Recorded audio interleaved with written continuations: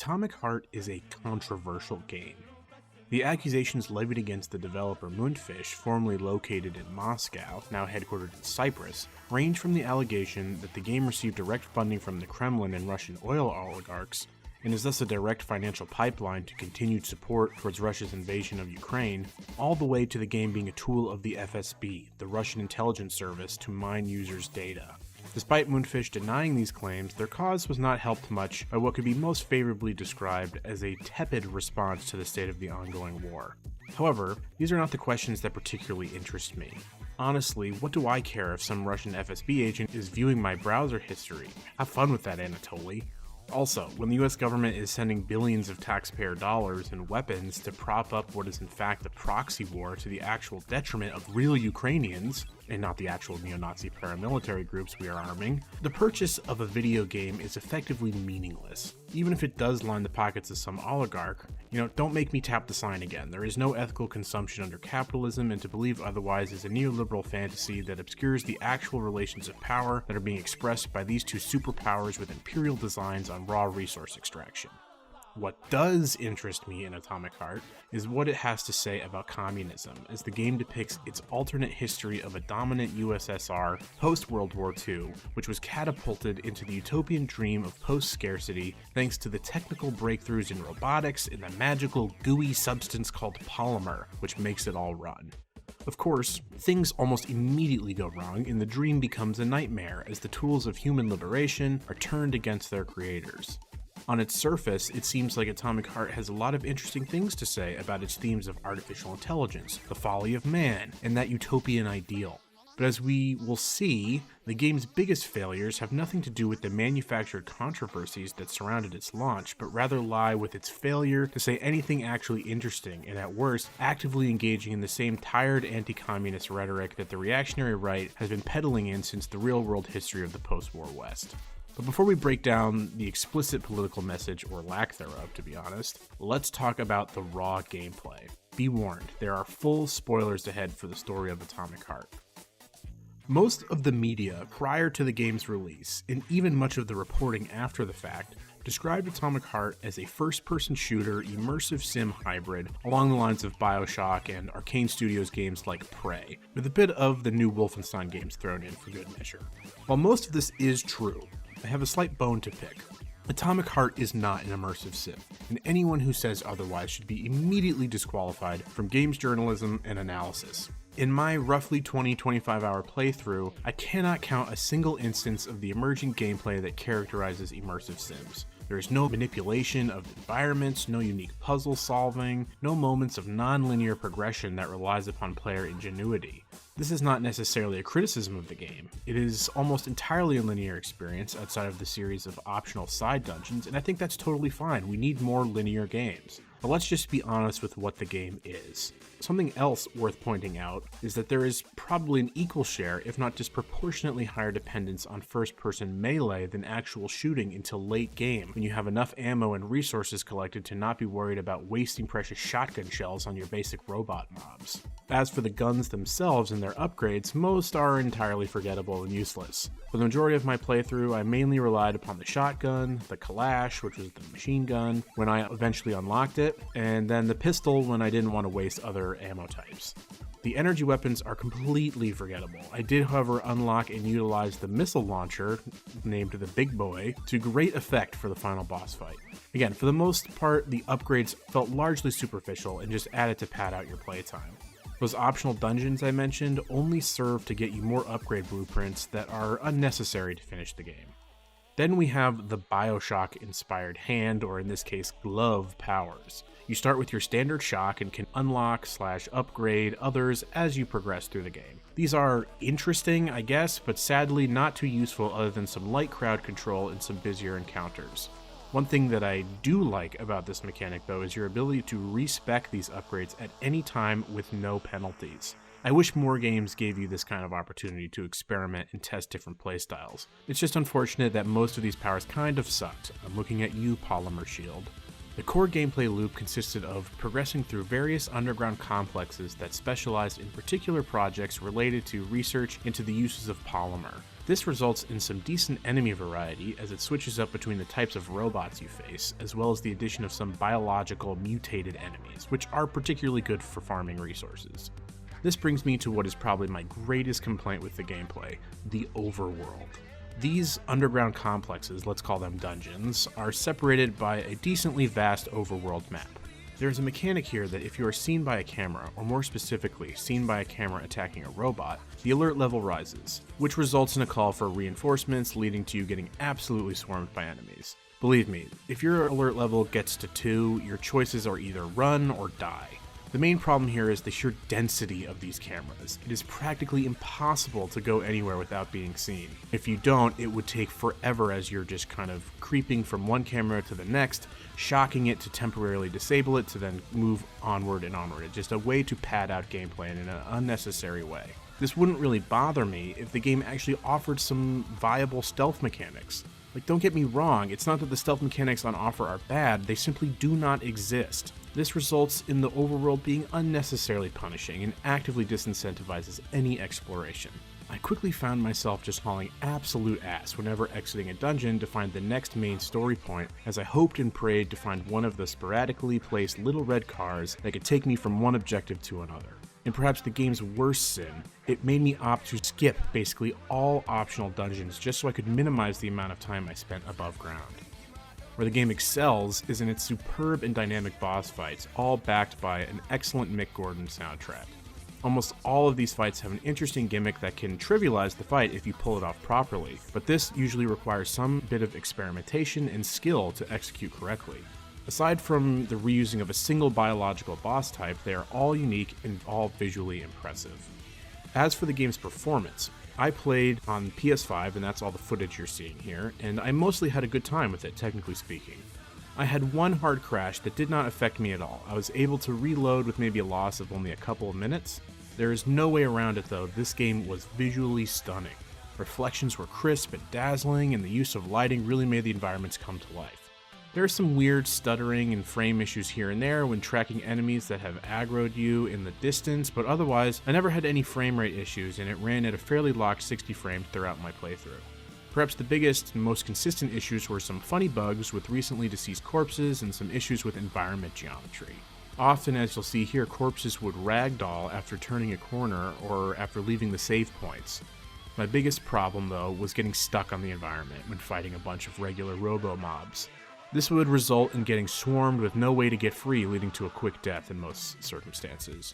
In one instance, it wasn't even a combat encounter. I just got stuck to a part of the map and had to reload a previous save, losing me about 40 minutes of gameplay here. That was probably my most frustrating experience, but all in all, nothing game-breaking and technically smooth. This was a gorgeous game to look at. Listening to it, however, is another story entirely. The dialogue in Atomic Heart is bad, just plain bad. I know Forspoken got a lot of meme hatred, but Atomic Heart's protagonist P3 could stand to take a lesson from Frey Holland, and that's saying something. If I'm going to be forgiving in any way, it's that the poor quality of the dialogue is by most accounts at fault to its localization efforts, but it still remains that listening to P3 say "crispy critters" for the millionth time is incredibly grating. However, this is largely superficial and can be tuned out with little effort. What cannot be ignored is the game's reliance upon the use of insanely long exposition dumps between P3 and his talking AI glove Charles, or Charles, to explore the majority of the game's plot. There are surprisingly few cutscenes, and while the game does quite a good job using its environment and level design to develop its story, it's the moments where Charles won't stop explaining things to P3 where most of the quote-unquote plot takes place. So what is this plot, you ask? Let me attempt a brief summary. You take on the role of Major Sergei Nechayev, codenamed P3, a former agent of USSR intelligence during the Second World War, but a recent amnesiac after suffering undisclosed injuries in the line of duty. He would have died from these wounds if not for the life-saving efforts of the preeminent Soviet scientist Dmitry Sechenov, who was also the inventor of the polymer technology that has catapulted the USSR into the dominant superpower with its utilization of advanced robotics. Indebted to the scientist, P3 basically becomes Sechenov's personal trigger man. The game begins ahead of the launch of Collective with a K 2.0, the new neural network that will unite all of the USSR and allow them to control robots and technology mentally. but it's the conjoining of human minds that is actually most relevant to the plot and the game's political ideology, as will be discussed later. Of course, something goes wrong and Collective is sabotaged, turning all connected robots hostile as they slaughter all humans still located in the isolated floating complex of Facility 3826. P3 and Charles are thrown into the shit and must survive long enough to make contact with Sechenov, who directs them towards uncovering what happened and why the robots went wild. What follows is largely a series of dungeon dives that consist of mainly fetch quests and a larger manhunt to capture the suspected culprit behind the sabotage. Along the way, P3 must fight some pretty spectacular and bombastic boss fights, as I mentioned, which is where the game really shines. Gradually, through some cutscenes and numerous lectures from his AI companion, P3 learns about some inter-party squabbles between Sechenov and a Politburo member named Molotov. Both figures are portrayed as conniving, manipulative schemers who are after sole control of the titular Atomic Heart project, which I'll dive into shortly. Through the pressure of the AI Charles, P3 grows suspicious of Sechenov, and through interactions with other NPCs, he is convinced that Sechenov's plans for Collective are the sinister control of the human mind, where only he is able to express his own free will at the very top. The true final straw for P3 is his uncovering of his own past, where he learns he had a wife, also an agent for Soviet intelligence, a skilled assassin and former ballerina, who was killed in the same mission in which he lost his memory. Sechenov used his polymer technology that is capable of transmitting human consciousness into machinery on P3's wife, but her brain was so far gone, her personality was lost, and only her skills could be retained, split across the two hemispheres of her damaged brain, thus resulting in Sechenov's personal bodyguards, the two ballerina twins that have featured so prevalently in the game's marketing and online presence. In the end, goaded by Charles, P3 is given a choice to confront Sechenov, leading to the game's two endings. I will not describe further because what comes after is perhaps the best twist of the game. Despite having troubling implications, narratively speaking, this final twist went so far as to redeem most of the story's significant flaws for me. However, where I cannot find anything positive to say about the game is in its political outlook, particularly its confused message about communism, or in the game's own marketing describing the world it has designed. It reads, "Science, equality, and fraternity are the main symbols of freedom in this reality. But what kind of effort does it take to build an ideal society? What is the price of such a society?" Big questions, mundfish. So that brings us to our main point here, the politics of this game, and what really interests me about Atomic Heart. The game's views on communism boils down to the false assertion that collectivist organization of political economy equates to the dissolution and loss of the self. Agent P3 as our protagonist is the clearest example here. He has literally become a cipher for the will of the party. His whole identity wiped away and consumed by an unthinking devotion to the party. The whole collective equals mind control is not really surprising in that the vast neural network idea is basically just a hive mind, think the Borg from Star Trek. However, even the game can't make up its mind here, as it focuses on the existence of the Alpha Connector, a MacGuffin Sechenov has created to impose his grand vision for a new evolution of humanity onto the rest of the world. It's this item that lets a single individual control the network that is the corrupting influence, not the network of communal human will in and of itself. Still, Sechenov's motivations make the argument that even communists don't believe their own ideology, that deep down they believe in a hierarchical system of benevolent coercion that is necessary to keep the cogs of the utopian machine well-oiled and productive. This is simple revisionism, plain and simple, and it's discouraging to see such reactionary views still prevalent in our culture today.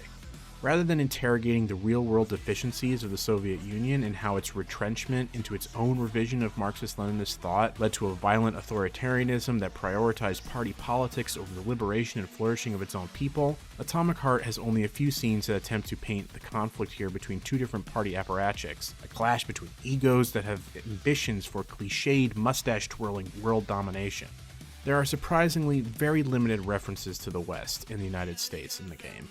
Late in the game, however, we learn that yes, the US has attempted to place sanctions on the USSR post-World War II in an attempt to claw back some type of international standing. But in the end, the United States is desperate for Soviet technology, which is what sets the stage for the Atomic Heart program.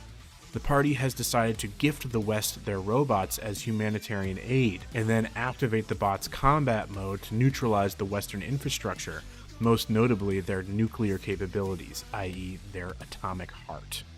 The conflict that arises is over who in the Communist Party will then control this new global empire. And here's where the game's evaluation of communism truly crumbles under the weight of its own world building. In our real-world history, the devolution of the Russian communists into the squabbling party functionaries comes directly from the pressure of the West. The sanctions that are treated as laughable in the game had a real and devastating impact on the USSR, resulting in a seemingly necessary consolidation of power, effectively abandoning the true ideals of socialism. In this world that Atomic Heart has presented us, the USSR has obviously won not just the real war of human bodies and resources, but also the nebulous culture war. Communism has definitively won. The radical redistribution of wealth, the collective ownership of one's labor has freed the Soviet society to pursue such previously unimaginable achievements in the arts and sciences, culminating in the creation of the polymer that has cemented its status as the conceivable end of history. In such a world, the revisionism of Stalin, or in the case of the game, Molotov and Sechenov, would never have come to pass. Capitalism would be forced to bend the knee to socialism and the world would follow. There would be no empires to conquer, no peoples to subjugate, for these same people would have all already established their own communist revolutions.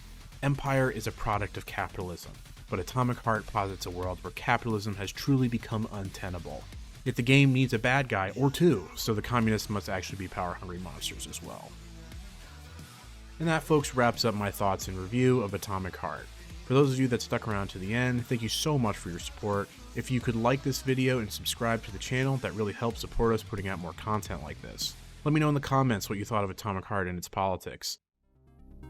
If you want to join the conversation live, you can follow us on Twitch at twitch.tv/campaignComrades. We also have a podcast where we recap monthly gaming news, talk about important game franchises, and watch bad video game adaptations, all from a leftist perspective. Until next time, comrades, good night and good gaming.